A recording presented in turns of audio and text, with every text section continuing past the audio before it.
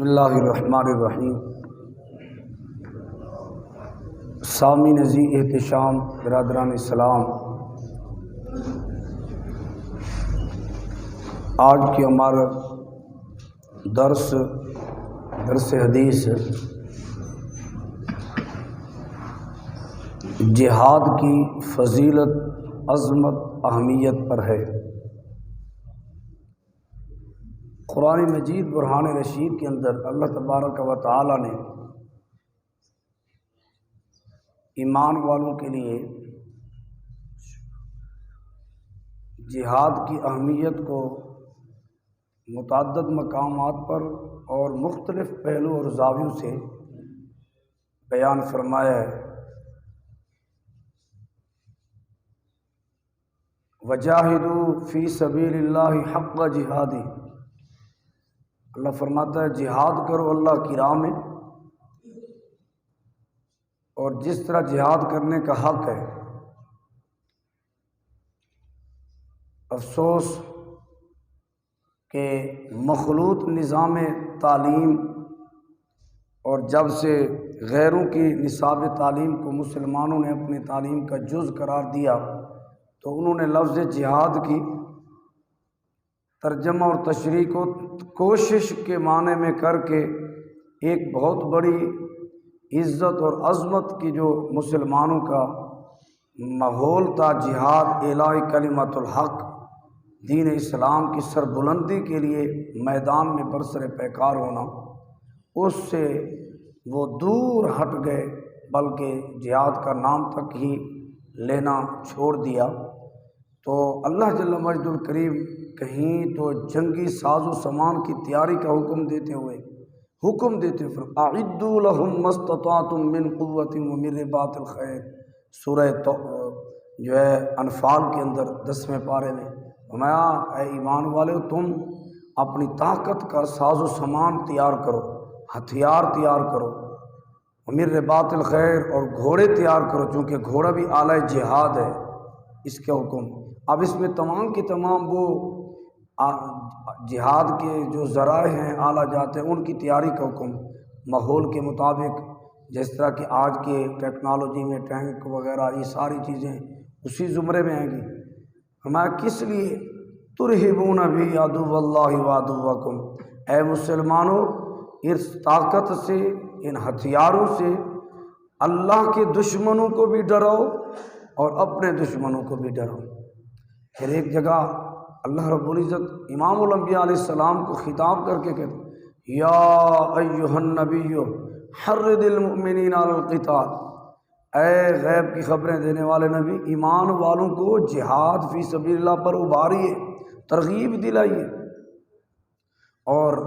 پھر صحابہ کرام علیہم رضوان جنہوں نے دین اسلام کی سربلندی کے لیے جہاد کیا، ان کی عظمت اور شان کو اللہ تعالیٰ نے سورہ توبہ کے اندر بیان کیا، ان اللہ اشتری من المؤمنین انفسهم واموالهم بان لهم الجنہ، بے شک اللہ رب العزت نے خرید لیا ایمان والوں سے ان کی جانوں کو اور ان کے مالوں کو، بدلے میں اللہ رب العزت نے انہیں جنت عطا فرمائی۔ اور وہ کام کیا کرتے ہیں؟ یقاتلون فی سبیل اللہ فیقتلون ویقتلون، وہ اللہ کی راہ میں لڑتے اور جہاد کرتے ہیں، یا شہید ہو جاتے ہیں یا پھر دشمنان اسلام کو کلا کما کر دیتے ہیں۔ اللہ رب العزت نے ان کی عظمت اور شان میں قرآن کی آیاتیں نازل، اور قرآن مجید کا اگر مطالعہ کیا جائے تو بہت سارا کافی حصہ 30 پارے ہیں، شاید کوئی سپارہ ایسا ہو جس میں جہاد کی عظمت اور شان ذکر نہ ہوئے، ورنہ ہر پارے کے اندر کسی نہ کسی پہلو سے دین اسلام کی سربلندی کے لیے جہاد فی سبیل اللہ کی عظمت اور شانیں قرآن میں موجود ہیں۔ اور کہیں فرمایا وقاتلوا فی سبیل اللہ حتی لا تکون فتنہ، سورہ بقرہ 2 پارے کے اندر اللہ کی راہ میں لڑتے رہو یہاں تک کہ دین اسلام تمام دینوں پر غالب آ جائے۔ حدیث رسول کے اندر بھی جہاد کی عظمت اور شان بیان ہوئی ہے۔ ہمارے ہاں المی ہے میٹھا قبول ہوتا ہے، کڑوا تھو تھو،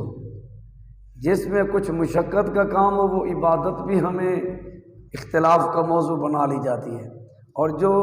آسانی والی بات ہو، ذاتی منافع ہو، اس کے لیے چاہے وہ ضعیف روایت بھی ہو اس کو ہم وہ درجہ دیتے ہیں۔ اب حدیث رسول سنیے، حضور پر نور شافع یوم المشہور امام الانبیاء علیہ السلام سیدنا ابو ہریرہ رضی اللہ تعالیٰ عنہ راوی کہتے ہیں نبی علیہ السلام نے فرمایا، من آمن باللہ ورسولہ وقام الصلاۃ وصام رمضان کان حقا علی اللہ ان یدخلہ الجنہ، جو بندہ اللہ پر ایمان لائے اور اس کے رسول پر ایمان رکھتا ہو، نماز قائم کرے، رمضان کے روزے رکھے، اللہ رب العزت اپنے فضل و کرم سے اس نے لازم کر لیا ہے کہ ضرور اسے جنت میں اللہ رب العزت داخل فرمائے گا۔ پھر فرمایا وجاہد فی سبیل اللہ او جلس فی ارضہ التی ولد فیہا، فرمایا وہ اللہ کی راہ میں جہاد کرے یا وہ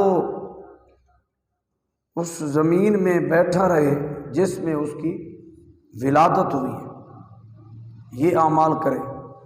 قالوا افلا نبشر بہ الناس، بھی نماز روزے اور اس کی فضیلت بیان ہوئی کہ فرمایا اور جہاد فی سبیل اللہ، صحابہ کرام علیہ رضوان نے عرض کیا رسول اللہ لوگوں کو اس کی خوشخبری نہ دے دیں؟ تو نبی علیہ الصلوۃ والتسلیم نے فرمایا ان فی الجنت 100 درجۃ، حضور علیہ السلام نے فرمایا یہ تو آپ نے سنا کہ جو اللہ اور اس کے رسول پر ایمان رکھتا ہو پھر وہ نماز قائم کرے، روزے رکھے، اللہ رب العزت اسے جنت میں داخل فرمائے گا، چاہے وہ جہاد کرے فی سبیل اللہ یا وہ اپنی جائے ولادت والے علاقے میں رہے، یعنی جہاد فی سبیل اللہ کے لیے غیر مسلموں کے پاس جا کر جہاد نہ کرے یا گھر بیٹھا رہے تو اسے جنت میں داخل اللہ تعالیٰ فرمائے گا۔ صحابہ کرام علیہ رضوان نے کیا رسول اللہ ہمیں اس کی خوشخبری لوگوں کو دے نہ دیں؟ نبی علیہ السلام نے فرمایا جنت میں تو اللہ داخل فرمائے گا، پتہ ہے جنت کے کتنے درجے؟ 100 درجے ہیں۔ اعدہ اللہ ہو للمجاہدین فی سبیل اللہ ما بین الدرجتین کما بین السماء والارض، اللہ رب العزت نے مجاہدین فی سبیل اللہ کے لیے جو اعلاء کلمت الحق دین کی سربلندی کے لیے اپنی ذاتیات کو جہاد کا نام دینے والوں کی بات نہیں کر رہا، آج چونکہ ماحول بن چکا ہے لوگ اپنی ذاتی سیاسی ساکھ کو بچانے کے لیے جہاد کے لفظ استعمال کریں، ڈوب کے مر جانا چاہیے۔ مظلوم مسلمانوں کی مدد کا جب وقت تھا، کشمیر بیچا جا رہا تھا، دستخط کیے جا رہے تھے، اس وقت وہ منحوس چہرے یہ جملے بول رہے تھے کہ جناب جو کشمیریوں کے حق میں آواز بلند کرے گا ان کو جہاد کے نام پر ترغیب دے، یہ کوئی جہاد نہیں کر رہا، یہ تو ان کے ساتھ دشمنی کر رہا ہے، ان کو مزید مروانا چاہتا ہے۔ اور آج اپنی دم پہ پاؤں آیا تو جناب ہر جملہ جہاد ہو رہا ہے، ہر کام جہاد کا نام، جہاد کے نام کو غلط استعمال کرنا شریعت کا مذاق اڑانا ہے، اور علماء ہم برداشت نہیں کریں گے کہ ایسی صورت میں جس کا دل کرے جہاد کو دین کے اسلام کی اصطلاحات اپنی ذاتی سیاست چمکانے کے لیے استعمال کرے، دین لاوارثہ ہو گیا ہے۔ نہیں، رسول اللہ صلی اللہ علیہ وسلم نے فرمایا قیامت کے دن تک حق والے رہیں گے، کیونکہ جہاد کی بات کر رہے ہیں تو جہاد کی کئی قسمیں، جہاد بالسیف تلوار سے جہاد ہوتا ہے، اور یہ صرف اور صرف امیر وقت جو سپہ سالار اعظم اسلام کا جو ہے مجاہد اس کی زیر نگرانی میں جو قرآن اور حدیث کتاب جانتا ہو، احکامات شریعہ کو جانتا ہو، اس کی سربراہی میں ہر ایک نہیں کر سکتا۔ اور دوسرے نمبر پر جہاد بالقلم، قلم کے ذریعے جہاد، کہ آپ کا قلم مداہنت نہ کرے، دھوکہ نہ کرے، مسلمانوں کو اسلام کی صحیح تجویز و اشاعت کا کام کرے۔ اور تیسرا ہے جہاد باللسان، زبان سے جہاد کرنا۔ زبان سے جہاد کیا ہے؟ جابر ظالم حاکم وقت کے سامنے کلمہ حق کہنا، اور یہاں جابر ظالم ہی ہمیشہ ہر زمانے میں مرزائی اور قادیانی اس طرح کی سوچ کے لوگ جب بھی مسلمانوں میں داخل ہونے کی کوشش کرتے ہیں، انہوں نے ہمیشہ اسلام کی اصطلاحات کو استعمال کیا، مسلمانوں کے جذبات سے کھیلے، اور انہوں نے اپنے آپ کو اسلامی روپ ڈالا اور اسلامی چہرہ پیش کیا، اور وہی اصطلاح، اور نوجوان دھڑا دھڑ بھی یار وہ اسلام کا نام لیتے ہیں، لیکن آپ تاریخ اٹھا کریں قادیانی کیا تھا؟ یہ سب جو دین کے دشمن ہیں انہوں نے پہلا روپ اسلام کا انہوں نے ڈالا، اسی کو اندر انہوں نے جذبات سے مسلمانوں کو اپنے ساتھ ہتھیا لیا، پھر اس کے بعد انہوں نے جو اندر گند تھا باہر بھی گند ہونا تھا، پھر آج تک امت مسلمہ خمیازہ بھگت رہی ہے، علماء حق جہاد بالقلم کرتے رہے، پھر کئیوں کو سمجھ آیا، کئی اس کے نام لیوا ہو گئے، آج تک یہ کیوں اسی طرح کے فتنے ہر زمانے میں ہوئے؟ کیا اب فتنوں کے دروازے بند ہو گئے ہیں؟ حضور نبی کریم علیہ السلام نے فرمایا قرب قیامت تو مزید فتنے ابھریں گے، ایک فتنہ ختم نہیں ہوگا دوسرے فتنے۔ تو ایسے حالات میں لوگ اندھی تقلید کرنے کی بجائے دین اسلام کی تعلیمات کا سہارا لیں۔ تو حضور نبی کریم علیہ السلام کے سامنے باقاعدہ یہ عرض کی گئی رسول اللہ کیا ہم خوشخبری دے دیں؟ پھر تو نماز روزے پڑھی تسبیح پکڑتے رہیں اور اسی پر ہی کام ہو، کوئی جہاد کے لیے جائے نہ جائے جنت تو اللہ تعالیٰ عطا کر دے گا۔ حضور علیہ السلام نے فرمایا اللہ نے جنت کے 100 درجے بنائے ہیں، اور مجاہدین فی سبیل اللہ کے لیے جو اللہ نے درجہ تیار کیا ہے ما بین الدرجتین کما بین السماء والارض، وہ اتنا کشادہ اور وسیع و عریض ہے جتنا فرمایا آسمان اور زمین کے درمیان فاصلہ ہے، اللہ رب العزت دین کی خاطر جہاد کرنے والے کے لیے اتنا وسیع و عریض جنت کا درجہ اس کے لیے تیار فرمایا ہے۔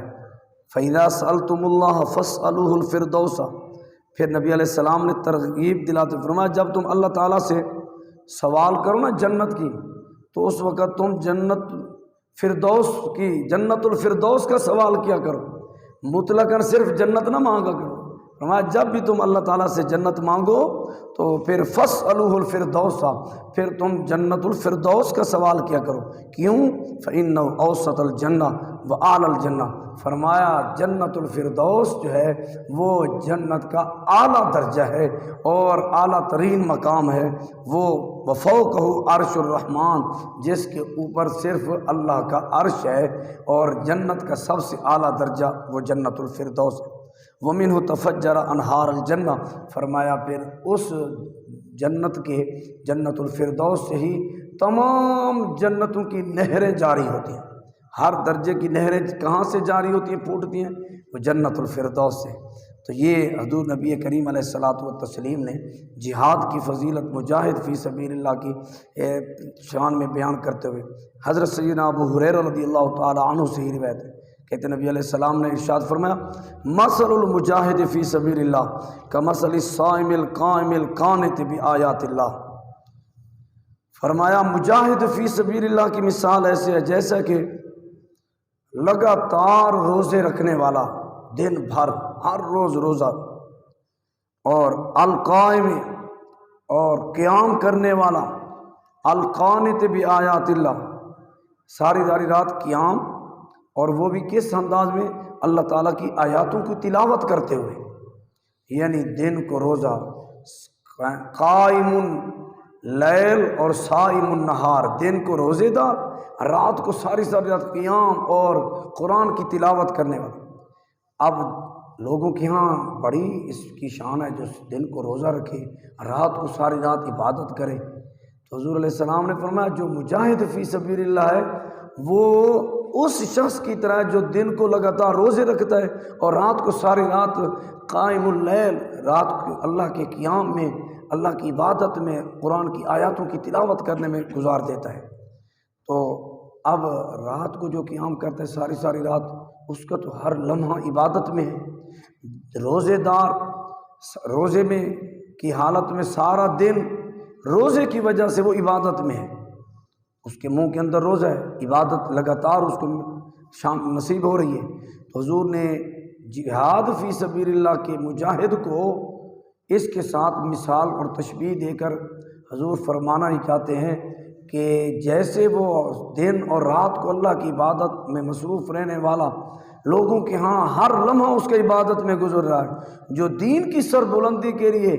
مجاہد فی سبیل اللہ ہے، اس کا چلنا، اس کا سفر کرنا، اس کا گھوڑوں کو چارہ ڈالنا اور اس کا میدان جہاد میں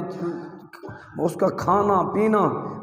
سونا یہ سب عبادت میں شامل ہے، کیونکہ وہ دین کی سر بلندی کے لیے کام کر رہا ہے۔ تو حضور نبی کریم علیہ السلام نے پھر فرمایا جیسے وہ دن کو روزہ رکھنے والا، رات کو قیام کرنے والا، لا یفطر من صیام ولا صوت، فرمایا جیسے وہ نہ روزوں سے تھکتا ہے نہ نماز پڑھنے سے تھکتا ہے، اور مجاہد فی سبیل اللہ ایسے ہی ہے، حتیٰ یرجع المجاہد فی سبیل اللہ، یہاں تک کہ مجاہد فی سبیل اللہ بخیریت گھر واپس، یعنی غازی کی یہاں شان بیان ہوئی۔ تو برادران اسلام، ان قرآنی آیات اور احادیث سے ثابت ہوا کہ جہاد فی سبیل اللہ یہ اپنی ذاتی سیاست چمکانے کا نام نہیں ہے، اور نہ ہی جناب اپنی ذاتی مفاد کی خاطر کوئی کلمہ کہو تو وہ حق بن جائے، اور جو دین اسلام کی، اب یہ جملے وہ لوگ بول رہے ہیں جو کہتے ہیں معاذ اللہ 80% داڑھی والے تو جھوٹ بولتے بھی، 20% پر مجھے یقین ہی نہیں ہے، اور آج وہ اپنی جملوں کو کہتا ہے یہ الہ کلمت دین ہے، جہاد ہے۔